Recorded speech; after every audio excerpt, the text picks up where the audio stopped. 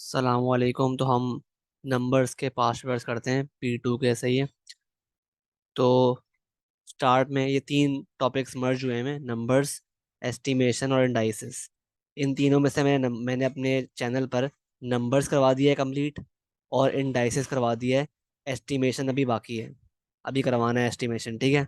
तो इसके क्वेश्चंस हम छोड़ देंगे, बाकी जो नंबर्स के आएंगे और इंडाइसिस के आएंगे वो हम कर लेंगे, सही है। तो पहला क्वेश्चन है इंडाइसिस का, ठीक है। तो पहले क्वेश्चन में कह रहा है कि भाई 9, न्यूमरेटर में 9ab की पावर 6 है, अपॉन a³ b², और होल की पावर क्या है, हाफ। अब आप क्या करोगे, आप पहले न्यूमरेटर को मल्टीप्लाई करो, नहीं, पहले क्या करोगे आप, पहले आप ब्रैकेट को सिंप्लीफाई करोगे। पहले आप ब्रैकेट को सिंप्लीफाई करोगे किस तरह, देखो ब्रैकेट में ये a कट गया और नीचे दो बचे, और b कट गया, ऊपर कितने बचे, 4। तो ये क्या हो गया, ये हो गया मेरे पास 9b की पावर 4 अपॉन a² अब इस होल की पावर क्या आ रही है, 1/2, ठीक है। अब क्या करना है, अब हमें इसका मतलब होता है,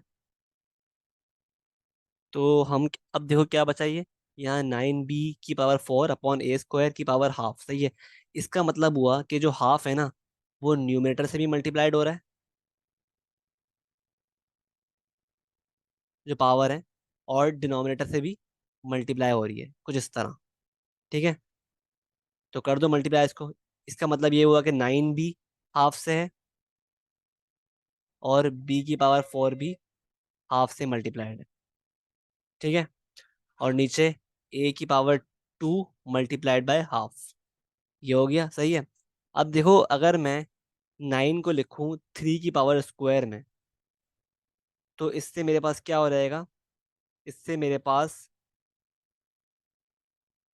जो फायदा मिलेगा वो ये होगा कि 2 कट जाएंगे, तो बचेगा मेरे पास 3 की पावर 1 इंटू, ये 2 1 ज़ा 2, 2 2 ज़ा 4, तो ये बचा b की पावर स्क्वायर, और नीचे बचा 2 कैंसिल a।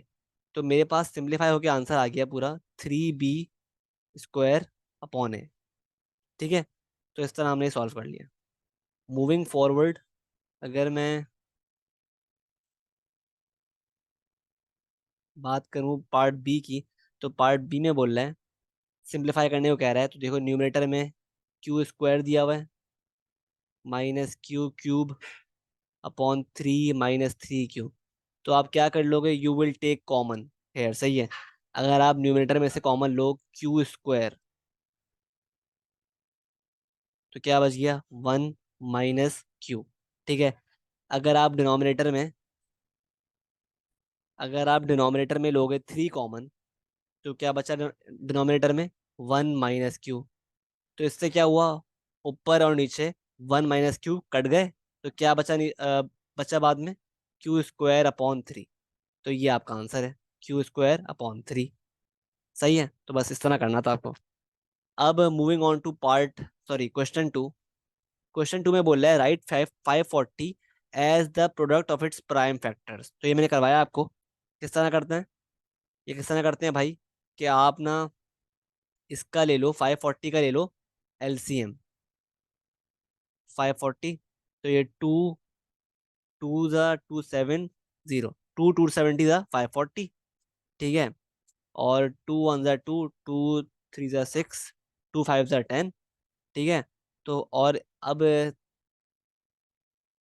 ये जा रहा है, 3 से जा रहा है, 3 4 ज़ा 12, 5 ज़ा 15, और 3 1 ज़ा 3, 3 5 ज़ा 15, और 3 5 15, 5 1 ज़ा 5, ठीक है। तो ये आ गए सारे फैक्टर्स।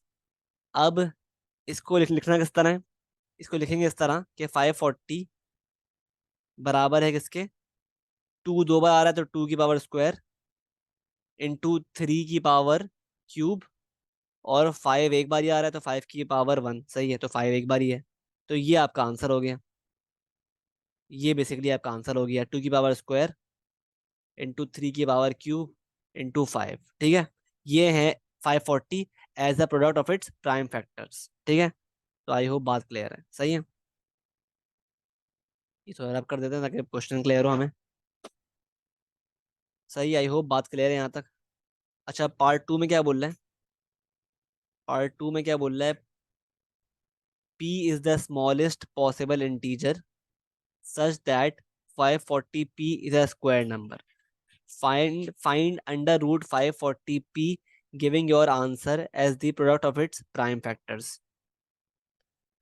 ठीक है, फाइंड अंडर रूट 540p।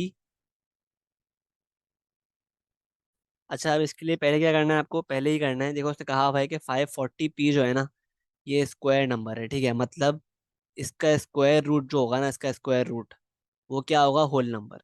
तो इसके लिए क्या करना है हमें पहले निकालना पड़ेगा 540 का के प्राइम फैक्टर्स। तो 540 के प्राइम फैक्टर्स हम निकाल चुके हैं ऊपर, ये निकाल चुके हैं, सही है? तो ज़रूरत नहीं है निकालने की। तो प्राइम 540 के क्या फैक्टर्स आ रहे हैं सारे, लिख लो अपने पास। क्या आ रहे हैं? अगर मैं सिर्फ 540 की बात करूं, तो अंडर रूट 540 की बात करूं, तो क्या आ रहा है? 2 दो बार है, और 3 तीन बार है, और 5 एक बार है। तो क्योंकि उसने कहा हुआ है कि 540p जो है स्क्वायर नंबर है, मतलब 540 स्क्वायर नंबर नहीं है। क्यों नहीं है? क्योंकि यहाँ पर पेयर्स कंप्लीट नहीं हो रहे। ये एक पेयर बन गया 2 का, ये 3 का पेयर बन गया, ये 3 का पेयर एक नहीं बन रहा, और एक 5 का पेयर नहीं बन रहा, सही है? तो हमें क्या करना पड़ेगा? हमें इसको p से मल्टीप्लाई करना पड़ेगा ताकि ये स्क्वायर नंबर बन जाए। और p क्या होगा? बेसिकली p ये होगा कि अगर हम इसमें ऐड करें अपने पास से एक 3 और एक 5, तो अब देखो 3 का पेयर भी बन गया और 5 का भी बन गया। तो मतलब p क्या है हमारे पास? p बेसिकली था 3 × 5, 15 था। तो हमने अपने पास से p ऐड कर लिया ना, p ऐड कर लिया, मतलब अब ये क्या हो गया? 2 × 2 × 3 × 3 और हमने अपने पास से एक और 3 ऐड किया, × 5, एक और 5 हमने अपने पास से ऐड किया, सही है? तो अब इससे क्या हुआ? इससे आप आपके पास ना 540p जो है ये पूरा बन गया 540p। ये स्क्वायर नंबर है, सही है? तो ये स्क्वायर नंबर क्यों है? क्योंकि देखो इसका पेयर बन गया, इसका पेयर बन गया, इसका पेयर बन गया, और इसका पेयर बन गया। तो पेयर्स हो गए कंप्लीट। तो हमें इसको सॉल्व करना है बेसिकली। तो किस तरह करोगे? जिसके पेयर बन रहे हैं उसको रूट के बाहर भेज दो। तो 2 का पेयर बन गया, बाहर भेज दिया। 3 का बन गया, बाहर भेज दिया। एक और 3 का बन गया, बाहर भेज दिया। 5 का बन गया, 5 का बन गया, बाहर भेज दिया, सही है? तो देखो, अब मेरे पास उसने कहा हुआ है कि इनको हमें लिखना है 540p अंडर रूट, सॉल्व करना है। हमने कर लिया सॉल्व, ठीक है? तो ये आ रहा है। लेकिन उसने कहा हुआ है कि आंसर जो हो ना, आंसर वो लिखना है product of its prime factors. तो ये 540p के का जो अंडर रूट का आंसर है ना, उसके प्राइम फैक्टर्स हैं। तो हमें क्या करना है? एज लिखना है product of its prime factor, मतलब इस तरह 2 एक बार है, × 3 की पावर स्क्वायर, × 5 की पावर 1। तो ये आपका आंसर है, ठीक है? क्योंकि उसने कहा हुआ है ना, मेंशन किया हुआ है, giving your answer as the product of its prime factor. तो ये होती है प्राइम फैक्टर के प्रोडक्ट की फॉर्म, सही है? तो आई होप बात क्लियर है। सही है, तो moving on to question number 3। 3 में बोल रहा है यार कि find the LCM of 140 and 770। तो इजी है काफी। आप क्या करो, पहले आप दोनों का इंडिविजुअल लो एलसीएम।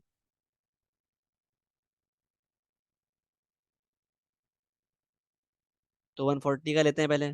270 ज़ा 140, 235 70, और 5 7 35 7 1 7, ठीक है? सिमिलरली 2 3 ज़ा 6, और 2 8 ज़ा 16, और 2 5 ज़ा 10, ठीक है? और ये जा रहा है 3 से। 3 + 8 होता है 11, +5 क्या होता है? 16। तो नहीं जा रहा 3 से, ये भी है, ठीक है? तो 385 क्या किससे जाएगा?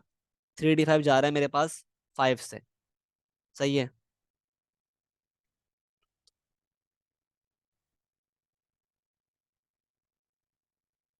सही है, तो 5 से जा रहा है ये। 5 5 ज़ा 30, 5 5 ज़ा 25, 5 7 ज़ा 30, नहीं, 5 6 ज़ा 30, 5 7 35। 77। ठीक है, और अभी जा रहा है किससे, 7 से जा रहा है। 7 × 7, ठीक है, और ये बचा क्या, 11। ठीक है, तो 11 से जा रहा है ये, ठीक है, तो ये निकाल लिए इसके फैक्टर्स हमने। अब क्या करूँ, अब क्या करना है, अब आप पहले लिखो अपने पास 140 के प्राइम फैक्टर्स। क्या है 140 के, 2 2 बार है, और 5 एक बार है, और 7 भी एक बार है। और as far as 770 is concerned, तो इसमें 2 एक बार है, 5 एक बार है, एक बार 7 है, और 11 भी है। ऊपर क्योंकि 11 नहीं है, तो आप अपने पास से क्या लिखो, 1 लगा दो, ताकि हम कंपेयर करें तो इजी इजी हो हमें, ठीक है, कंपेयर करने में। सही है।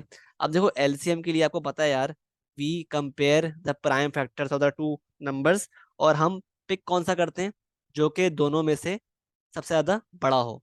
तो अगर मैं बात करूँ 2 की, तो 2 में से, इन दोनों में से बड़ा कौन सा है, लार्जेस्ट कौन सा है, तो 2 की पावर स्क्वायर लिख लिया अपने पास एलसीएम के लिए। और 5, और अब मूविंग ऑन टू 5, देखो 5 में तो दोनों ही बराबर है, तो 5 कोई सा भी लो, मर्जी है आपकी, तो 5 लिख लिया। 7 भी बराबर है, तो 7 लिख लिया। और 11 की बात करें तो ऊपर 1 है, नीचे 11 है, तो ऑब्वियसली 11 बड़ा है, तो 11 ले लिया। सही है, तो इसको कैलकुलेट करो अपने पास, क्या आंसर आ रहा है।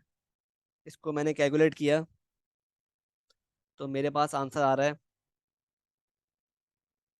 तो मेरे पास आंसर आ रहा है 1540। तो यही आपका एलसीएम है। सही है, आई होप बात क्लियर है, ठीक है यहाँ तक। पार्ट बी में मूव करते हैं।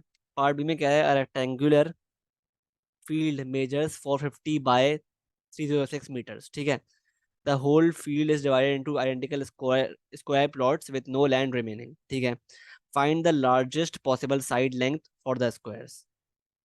तो देखो इसमें ना कह रहा है find the largest possible side length ना, तो ये इंडिकेशन है कि आपको इसमें एच सी एफ निकालना है। ठीक है, इन दोनों नंबर्स का एच सी एफ निकालना है। सही है, तो एच सी एफ किस तरह निकालोगे आप, एच सी एफ इस तरह निकालोगे कि पहले आप इंडिविजुअल निकालो एलसीएम 540 और 306 का।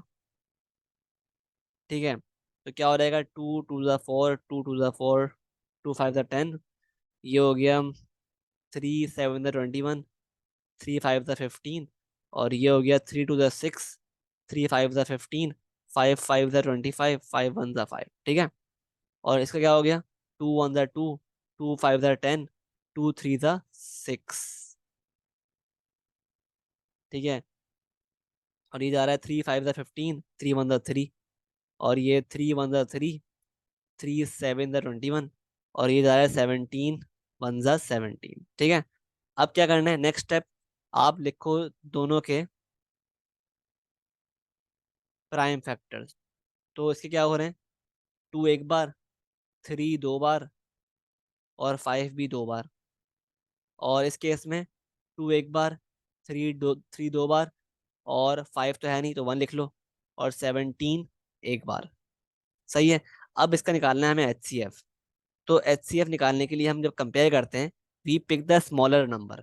तो 2 में तो सेम ही है, तो 2 लिख लिया अपने पास। 3 में भी सेम है, 3 लिख लिया, 3 स्क्वायर। और 5 और 1 में ऑब्वियसली 1 छोटा है। ठीक है, इसमें भी क्या है, 1 छोटा है 17 के केस में, तो 1 लिख लिया। तो मेरे पास क्या आंसर आ रहा है, 18 आ रहा है आंसर एच सी एफ। तो 18 वो लार्जेस्ट पॉसिबल साइड लेंथ है फॉर द स्क्वायर। सही है, तो 18 आपका आंसर है। सही है, आई होप बात क्लियर है। अच्छा विद्या, हमारा हमारा चैप्टर जो है ना, ये वाइंड अप होता है। ठीक है, इस तरह के क्वेश्चंस आते हैं आपको। ठीक है, तो आई होप बात क्लियर है। तो इंशाल्लाह मिलते हैं नेक्स्ट वीडियोस में। अल्लाह हाफिज़।